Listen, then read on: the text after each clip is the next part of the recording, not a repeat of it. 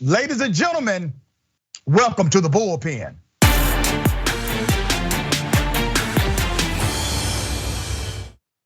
He's back.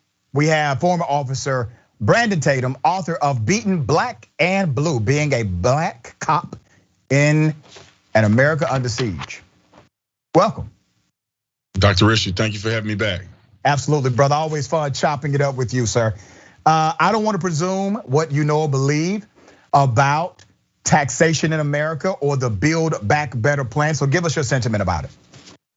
So, my whole sentiment on taxation, in many ways, I think that our country has overtaxed its citizens and people like Alexandria Ocasio-Cortez and her whole push to tax the wealthy, I think is a strategy that's not gonna be successful.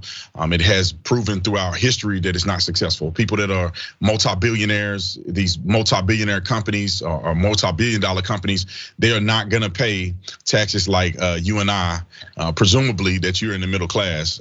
They're not going to pay taxes. So any level of leverage that the government tried to impose on people through taxation, I think is not the first and the most effective approach.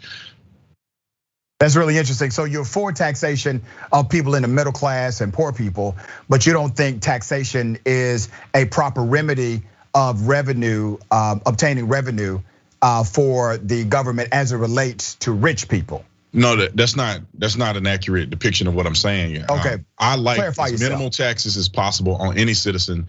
What I'm saying is that the proposal that somehow the wealthiest 1% is going to somehow be responsible for the highest tax payments, that's not going to happen. They are going to divert taxes unless we change the tax plan. They are not going to pay taxes. It's going to fall on the middle class, which I think is disingenuous from our government. I wish they would tell the truth. And so my whole thing is that I wish they would tax the public less, use our money more effectively and wisely.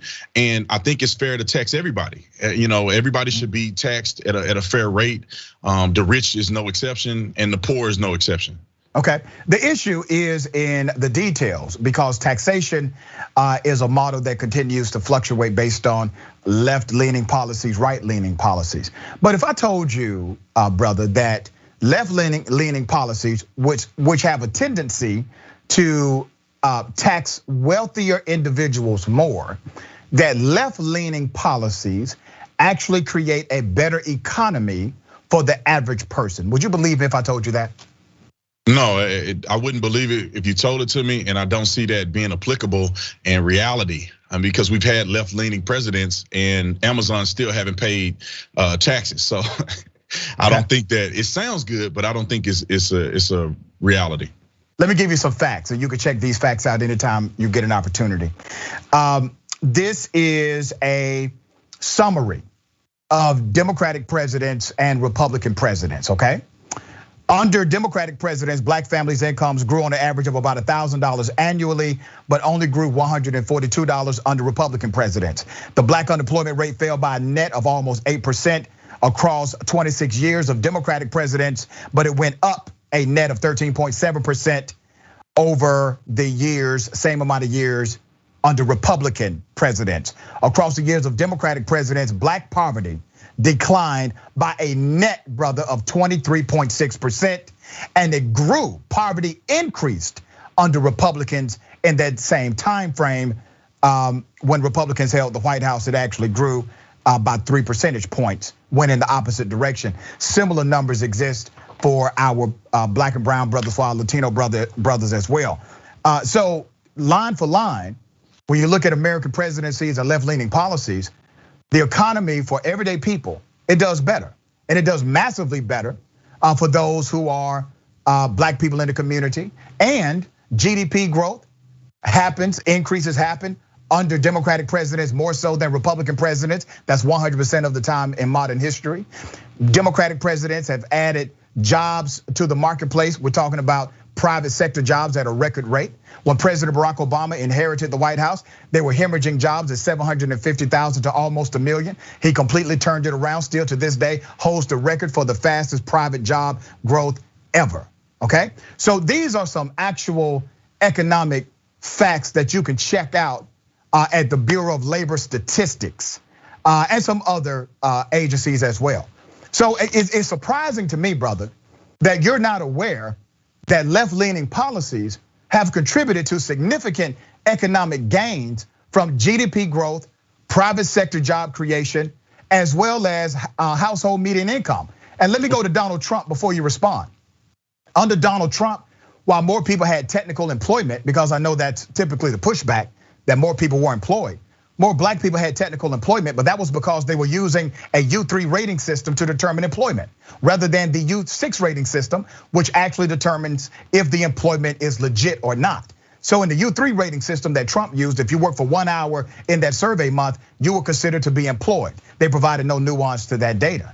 And all you have to do is look at the conclusion of the data. While black people had more contact with technical employment under the U3 rating system, household median incomes fell by $600 to $800 with black families across this country. That's your average decline of household median income. So go ahead, brother. Your response. Okay, so I want to challenge the people who are watching this to say, listen, look at your independent or your own social economic status 4 years under Trump and right now, and if you remember under Barack Obama, look at your own individual status and you make a certain determination based on that. I think that your numbers, although may be factual, they are deceptive, because just because there's a Democratic president, listen, hear me go out. ahead, brother. Just because there's a Democrat president or a Republican president does not necessarily mean the policies go Democrat or Republican way. When you look at Barack Obama, the House and Senate was run by Republicans. They had the House and the Senate. Under President Donald Trump, the House and Senate and the presidency was under Donald Trump initially into the midterms, and the Democrats had primarily, taken over the House, and they had a lot of leverage in the Senate. You got some of your politics wrong. You got some of your politics wrong on that. Many policies that are put in place have a lot to do with what happens in Congress. When you talk about passing budgetary funds, when you talk about laws, they all get passed through Congress, signed by the President of the United States of America. When you look at President Donald Trump, historic low unemployment for minorities, for black people, and also a 50, 60-year low of unemployment for women. So Donald Trump's policies, America First policies, were very successful in our time period. I mean, you could just go to Barack Obama, go from Barack Obama to Trump, and then now look at Joe Biden. And here's another statistic that people have to take into consideration. And this is also goes for Joe Biden. Under President Trump's last year or so as president, there was a global pandemic, which adds to unemployment and all of the other elements that we see.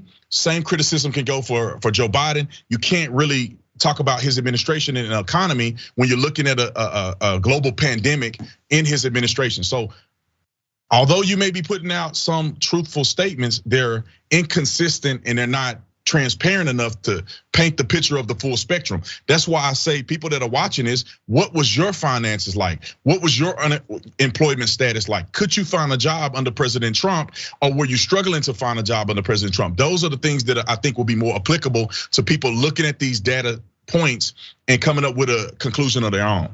Officer Tatum, since that wasn't enough for you, let me give you some more context, okay? You continue to say that there was record unemployment.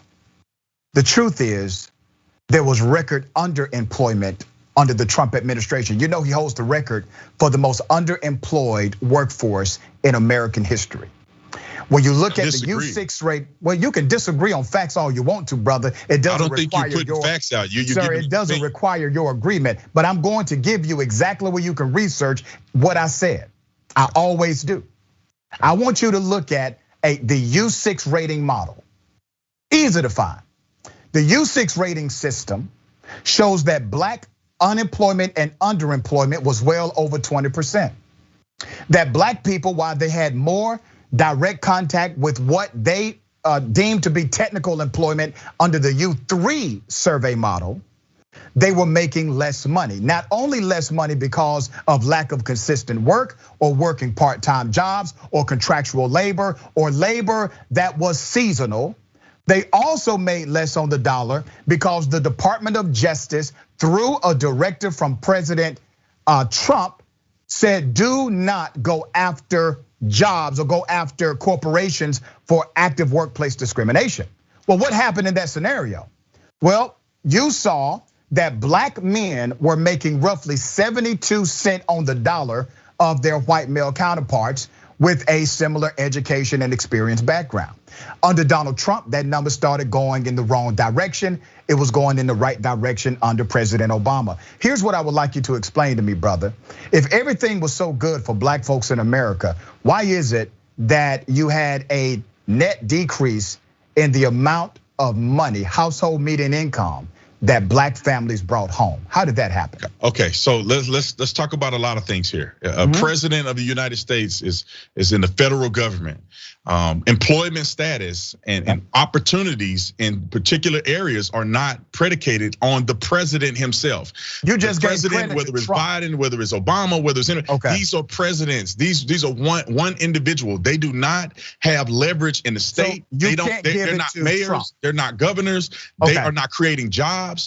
These people, they pass policies to a certain degree that will encourage certain people in certain states to create opportunities. The presidents don't. So if you live in the state of Georgia, the governor, the mayor have policies within your state that can either improve or de-incentivize the growth of economic power in your state. Look at California and look at the implementation of laws and implementation of taxation, and look at how there are poor and homeless people out of control. And you go to some place like Florida and you look at there's no state income tax, people are flourishing, all of the above. States have a lot to do with employment and non-employment. And like I said, your statistical data, I take it at face value, but let's evaluate it. And are we adding in the pandemic as a factor of unemployment under the Trump administration? So one, I'm not even talking about post-pandemic numbers whatsoever. No, but you said under Trump's administration, he was the president during a global pandemic. Brother, when you I am calculate going to, unemployment under his administration, or you calculate unemployment in the year of the pandemic, which many people, I mean, the numbers will be skewed of unemployment. The statistics show that Donald Trump had you're afraid of facts. The data that I'm citing, it actually is pre-COVID data because I wanted to be fair in the proclamation of the data. Which years?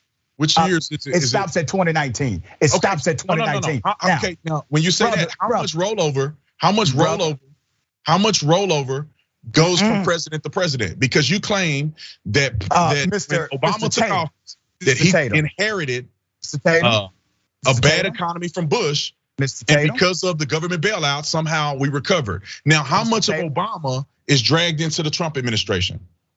You finished. I would like for you to ask me that question. How much? So here's the question to answer based on your misguided conclusion about my numbers. So let me finish giving more clarity because I care about people getting the truth. You may care about making a point, I care about them getting the truth. The numbers that I'm quoting are pre-pandemic numbers because it's unfair for me to quote numbers and include the pandemic ratio because that is a nuance that nobody could calculate. Nobody could predict that happen, even though Trump handled it horribly. I still would not include that in the mix of job data reports. So let me go to 2017, 2018. Okay, you remember the Tax Cuts and Jobs Act, right? You remember that. Donald Trump said that he would lead this country to a massive tax cut, that people would pay less in taxes. It would be historic. You're going to pay so little in taxes, and my friends are going to pay so much. They're not going to like me anymore. Remember that promise? I mean, Trump said that. He told you that his friends would pay more in taxes and that you and me would pay less than we've ever paid. That was the campaign promise. He even said it while he was president of the United States. The IRS collected $93 billion more from average individuals, everyday working Americans. People pay more in taxes under Trump. They could write off less things. They could take less deductions. They could take less opportunity in the taxation code. And you had a graduated effect that allowed people to, sir, I'm going to finish my point, that allow people in business to take advantage of loopholes while regular everyday people could not. So here's the numbers. $93 billion, Americans paid more in taxes during that TCJA plan. That number also coincides with the tax break that Trump did give businesses, which equated to $91 billion. So what you see is not a tax cut, it was a tax shift. Nobody paid a record lower amount. Did you pay a record low amount of taxes under Donald Trump? Well, I have multiple corporations, so. Did you pay a record low amount of taxes? Well, my tax code is lower than it would be under Barack Obama. So. What about your employees? My what? Your employees, did they pay the lowest amount they've ever paid before, like Trump said they would? Did that happen? Well, I don't know. I don't know what their taxes are. I don't know what they charge. I don't know how much they pay in taxes. I don't know what they write off. So. Okay. Since 1933, the economy has grown an average of 4.6% under Democratic presidents and only 2.4% under Republicans. You call that a coincidence? Well, let me explain this, because there's a great economist named Thomas Sowell. He explains the tax cut versus raising taxes. Now, I agree with you that when you raise taxes, more people pay into the treasury. And here's why. When you say you're gonna lower taxes and taxes appear to be reasonable to the average individual, and this is quoted from the economist Thomas Sowell, people are more willing to actually pay taxes. Companies, individuals are more willing to pay taxes. When you raise taxes, people are less willing to pay taxes. They use loopholes, and businesses completely skate on taxes. Multi-billion-dollar businesses skate on taxes. Now, here is you proving the point, and the whole one of the reasons why I came on here to talk about AOC and taxing the rich is that when you see them claim that they're gonna tax everybody this crazy percentage, you get less income into the United States Treasury. When people, conservatives, Republicans say that they're gonna lower taxes, you see people being more willing to pay taxes, and there is more taxes to the treasury. And so the lie of saying tax the rich is a deception, because we have seen historically that people have not paid taxes under that guise and under that policy, and we see lower income into the treasury of the United States of America. So I would agree with you that people were expecting to get breaks under President Trump, even because he promised them. Well, he made a promise, and I don't think that everybody felt that promise, because I know people who make millions of dollars, who've paid millions of dollars in taxes, and they didn't get a tax break, and they own major corporations. And we're running out of time. My producer is giving me the wrap up sign. Do you think that rich people pay their fair share? This is what it's about more so than anything. Do you think they pay their fair share in taxes? That's a nuanced question, because what is fair share? You paying 70% of taxes while another person pay 20%, and that's considered fair? I don't think so. Do rich people pay taxes in the rates that middle class do? No, they don't. They have millions of dollars to spend on bookkeepers and all kind of stuff that they do that pay the minimum amount of taxes possible. This is a real simple question. 80% of Americans do not believe rich people pay their fair share. Real simple question. I don't believe rich people pay their fair share. It's not a nuanced question. Well, I know rich people that pay. I have a friend that paid $4 million in taxes. That's based on how much taxes than anybody that you know combined. How much does he make? Any working class person that you know combined will pay taxes. How much does he make? Well, you can do the reverse math. I mean, he paid $4 million. That's more than everybody that live in the It's about percentage model. If it's not about percentage model, it becomes a regressive. It becomes a regressive tax. Top 1% pay all the taxes. All right, that's brother. Not fair. Brother, I'm going to bring you back, because I do want you to research the numbers that I gave you, and then come back so you can intellectually engage in what those numbers mean. All right? I appreciate you being on the show. No, brother, do your own research now. Damn it, I'm not. No, you got to send me what you want me to. No, man, I'm not doing that. Respond to, brother. I can come and give you stats. Just go ahead and hit stats from my perspective. Watch this on YouTube and then figure out what you need to go research. All right, brother. I appreciate you being on the show.